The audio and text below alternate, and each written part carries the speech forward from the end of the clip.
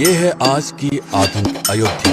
तो चलिए इसे गहराई से जानने की शुरुआत करते हैं। बस अड्डा राम मंदिर से 7 किलोमीटर की दूरी पर 14 बीघा जमीन पर 219 करोड़ की लागत से लखनऊ हाईवे पर नया बस अड्डा बनकर तैयार।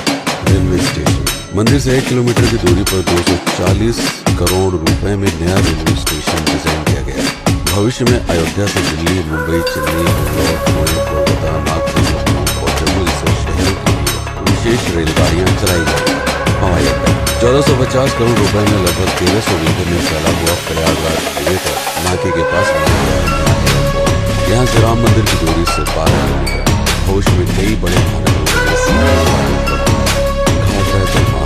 अगर आपके पास अपनी खुद की मोटर बोट है तो छपरा से खाका यानी सरयू नदी की सैर करते हुए लगभग 300 किलोमीटर चलकर भविष्य में इस रूट के मोटर बोट चलाए जाने का प्रस्ताव।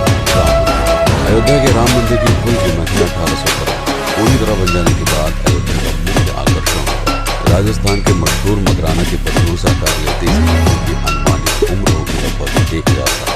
22 जनवरी को पहली मंजिल का उद्घाटन होगा, जिसमें राम की बाल्यावस्था की मूर्ति रखी जाएगी। बाकी की 2 मंजिलों का कार्य चलता रहेगा। खजुराहो के मंदिरों की नागर शैली के आधार पर इसे तराशा जा रहा है। मंदिर का कुल क्षेत्रफल 156 एकड़ या 251 बीघा है।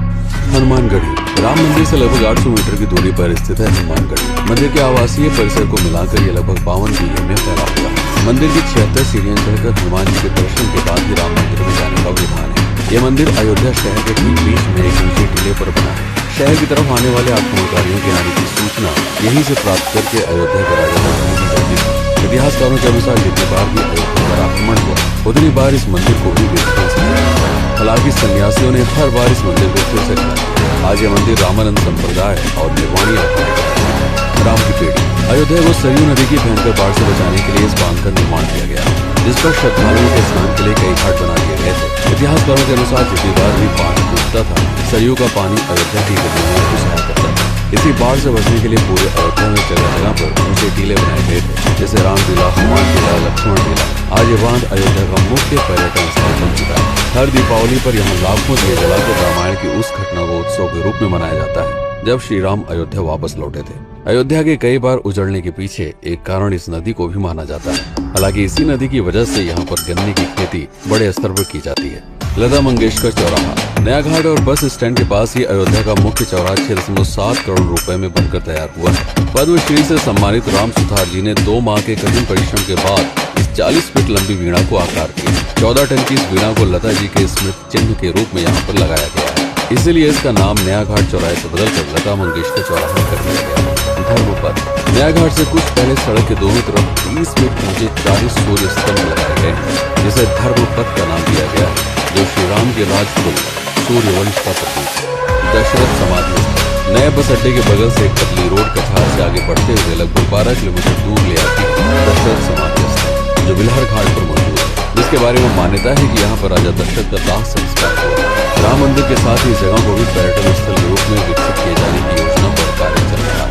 भरतपुर अयोध्या से 15 किलोमीटर दूर है नंदीग्राम, जहाँ मौजूद तालाब को भरतपुर कहते हैं। मान्यता है किसी जगह से भरतपुर पूरे अयोध्या का राजकार्य संचालित किया था। पर्यटकों के लिए इस स्थान को भी विकसित किया जाएगा। गुप्तार घाट राम की बेड़ी से सरयू नदी के किनारे चलते हुए 10 किलोमीटर दूर स्थित है गुप्तार घाट। ये कैंट एरिया में पड़ता है। इस जगह को श्री राम के जल समाधि के रूप में महत्व दिया जाता है। इसके अलावा अयोध्या नगर में हर गली में कई विशेष मंदिर हैं, जिनकी अपनी मान्यताएं हैं, कथाएं हैं, विशेषताएं हैं। पूरी तरह से विकसित हो जाने के बाद नई अयोध्या को पूरी तरह से जानने के लिए, इसका आनंद लेने के लिए कम से कम 3 दिनों तक यहाँ रुकने की आवश्यकता है। देश विदेश से ज्यादातर पर्यटक भारत आते हैं उत्तर प्रदेश में आगरे का ताजमहल देखने और काशी नगर, काशी और सारनाथ।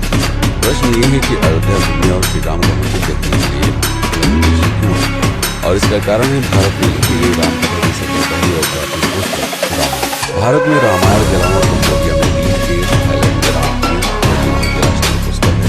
इंडोनेशिया में रामायण जैसी पुस्तकों में वाल्मीकि की रामकथा से प्रेरणा लेकर इसे अपने अपने देश की संस्कृति के हिसाब से लिखा गया है। पात्रों के नाम कुछ नहीं घटनाओं के अलावा मूल रामकथा सभी में एक जैसे।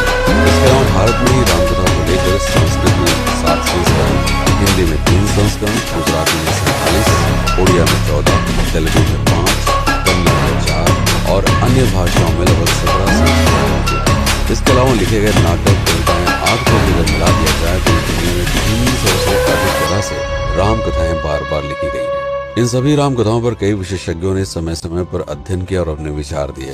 Father Kamil Bulcke, Hermann Jacobi, Wendy Doniger, Edward अल खैरर, Alf Hiltebeitel, Paula Richman, Aubrey Menon, Ramesh Menon, Radha Vishwanath, Shantanu Gupta, Meenakshi Jain, Lala Sitaram, Swami Gyanananda Saraswati जैसे कई लोगों ने समय समय पर रामकथा को लेकर कई शोध किया और इसमें छिपे हुए मूल कथा के साथ इसके इतिहास को समझने का प्रयास भी किया।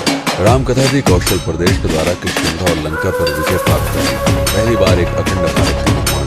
रामायण महत्वपूर्ण इसलिए हो जाता है क्योंकि ये अखंड भारत युद्ध से अधिक के आदर्शों, सूझबूझ जैसे गुणों से स्थापित है। रामायण एक ऐसा डॉक्यूमेंट है जो ये समझाता है कि भारत एक कैसे हुआ। इसलिए ये गाथा न तो कभी बुलाई जा सकती और न ही कभी बुलाई जा सकती। और आज की अयोध्या उसी अखंड भारत का एक प्रतीक। अपनी संपन्नता के कारण इसने समय समय पर बाहरी आक्रमण का। अयोध्या की इसी संपन्नता ने यहाँ पर मुगलों को भी आकर्षित किया।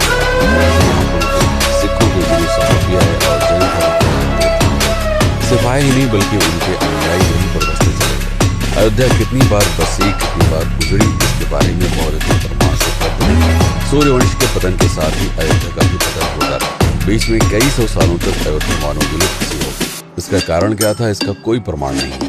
अयोध्या को फिर से खोजकर उसे स्थापित करने में बार बार राजा विक्रमादित्य का नाम आता है, लेकिन विक्रमादित्य एक उपाधि है जिसे कई राजाओं को दिया गया था। तो ये कहना मुश्किल है कि किस कालखंड के कौन से राजा ने यह कार्य किया। कुछ विशेषज्ञों का मत है कि यह काम उज्जैन के राजा विक्रमादित्य ने किया।